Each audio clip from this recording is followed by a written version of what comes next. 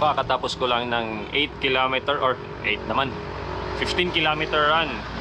Ito, may kasama pang HIIT training kasi around 8 plus na akong natapos, 8 AM ngayong umaga. Mainit na, as you can see sa likod, mainit na. So habang tumatakbo ako kanina, isang masasabi nating advantage ng running, based sa naging experience ko lang, is marami akong nakikilalang tao, not personally or not by name, but by face. Usually nakikita ko silang ngumingiti sa akin.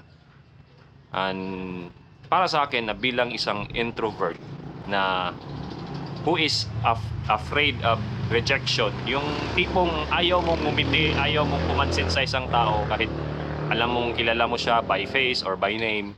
Kasi pag nauna ka tapos hindi sila nag-reciprocate, parang ewan ko ba, hindi siya ganun ka pleasant na experience as an introvert, as for me.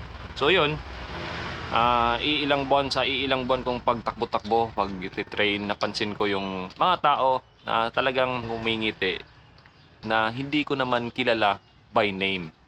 Siguro nakikita nila ako mostly sa mga pagtakbo-takbo ko. Saka yun, napapangiti sila pag andun nakikita nila ako sa daan.